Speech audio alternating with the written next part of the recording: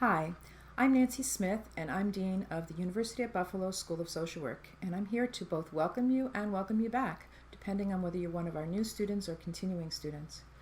No matter which of our programs you're an integral part of our larger UB School of Social Work community, and we are proud to have you as our students, and really pleased that you decided to choose us for your education, come back to school. All of those things are not things we take for granted. We really do appreciate it.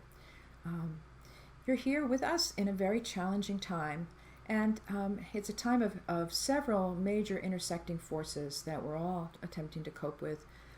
There was the pandemic that hit hard in the spring and continues to play out in all of our lives. There is an increased focus on racism that was sparked by the tragic deaths of Mr. Floyd and countless other Black, brown, and indigenous people and other people of color due to police brutality and other forms of systemic racism.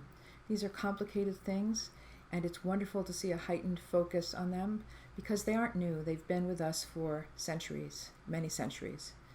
So there is a need for change and action, and I'm really hopeful that maybe this increased focus has brought a time that the United States is willing to start to do this work. So I hope we can be part of that together. There's also a charged political climate right now related to all of the things I've mentioned already and also to the upcoming November elections. And so that's only going to make it a more stressful environment, and we do understand that.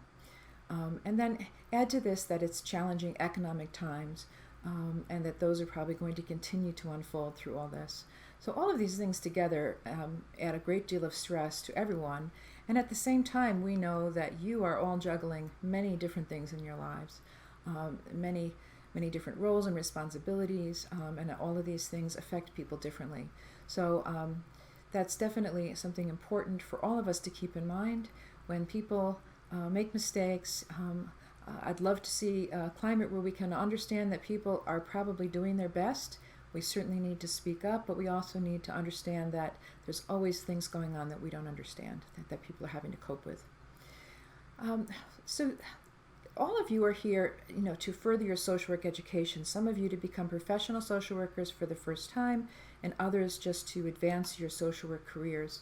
And all of those things ground us in a profession that has values that are really important and distinguish us from other professions.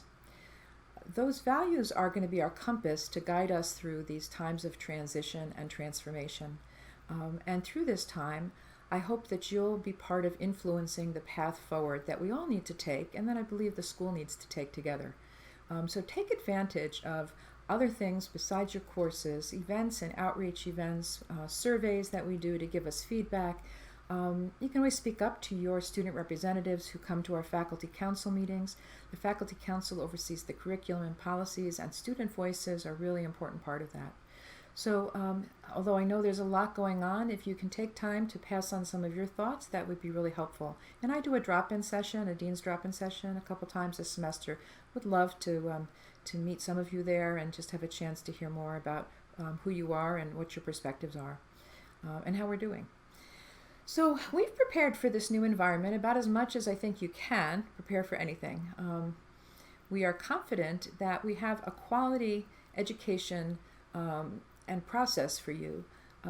The spring was an emergency, this was not, and we did a lot of careful thought and planning this summer to design remote education for those who were choosing seated education, and to define it in a way that's distinctive, that tries to build in as much of what people look for in seated learning as possible. And of course, we already had many online programs which are distinctive and will continue to do the work that they do. But we know that all of you are juggling a lot, no matter what your role is here. And so we think that we're ready to deal with this, but we also need to hear from you at any point in the process, because we can't know what's on your minds. And part of what we all need to do well and to survive and thrive in this environment is to speak up and let people know what's going on. So speak up and reach out for help when you need it. That's really important, and I hope that each of you will work with us to do that. You have lots of faculty, staff, other students to speak to, but we also have an amazing student services unit. So if you're not sure who to speak out to, or you really want to just have a chance to really reflect on what you need to do, the student services staff are really outstanding. So all of that together, I'd love to say that as we move through this transitional time that we know what is up ahead, but honestly, I don't think we ever do, really. It hasn't 2020 taught us that. What I can say is that we've learned that we need to be nimble, flexible, and creative, and we need to be responding to what comes our way in the best that we can, and to talk and reflect with each other to do that. And I promise you that is something that we will continue to do. I think that social workers are better at that than others. I mean, we're by and large a flexible group of people. We have to be for the kind of work that we do.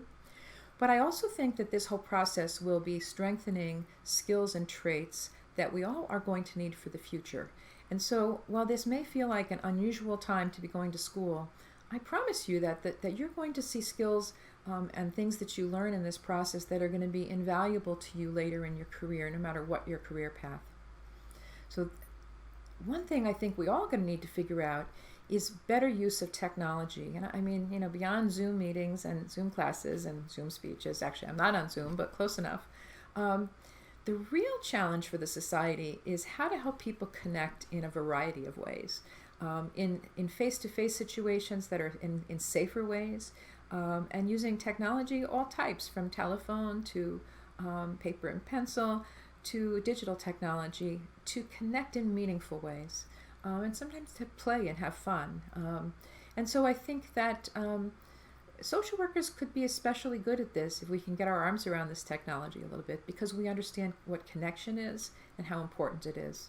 And I can tell you, as I talk to people who are in practice right now at various levels and agencies, they're all really struggling with trying to figure out how to do this. And so I'm hoping that together in our school we can help to figure some of these things out and share that information with colleagues in our community and communities across the country and the world.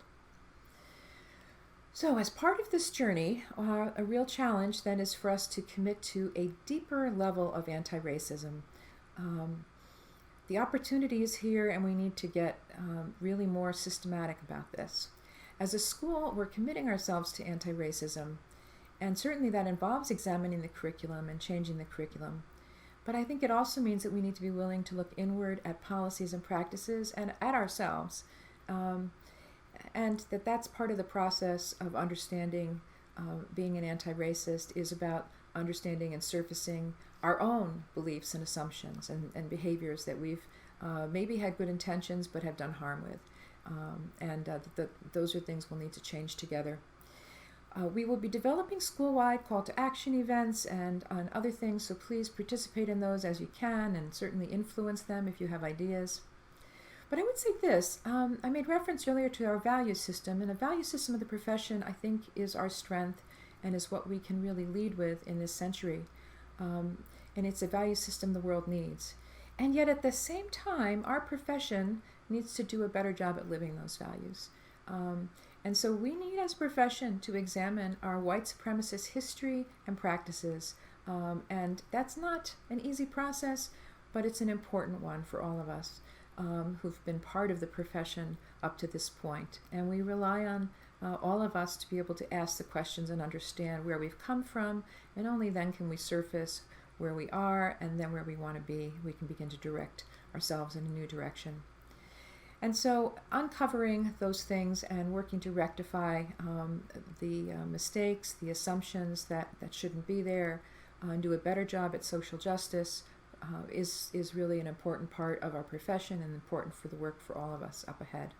None of us is perfect, and this means we need to develop a learning community together where we can grow, change, give and receive feedback, and craft a new tomorrow. So as we focus on the year ahead, let me make this promise to you. I know we won't be perfect, and I know we'll make mistakes, but what I want to tell you is that we are really committed at a very deep level to the health and safety of everybody in this community. So please, if you see some way you think that we're failing in that way, please speak up, because that's something we want to fix and do something better with. We will listen. We will work on being as transparent as possible. And we will work together to promote a caring community where we can all be kind and respectful and yet challenge each other to grow, calling ourselves in to be part of a reflective and growth process, a community where we each communicate what we need, where we take responsibility for that, and we each care for ourselves and also for others.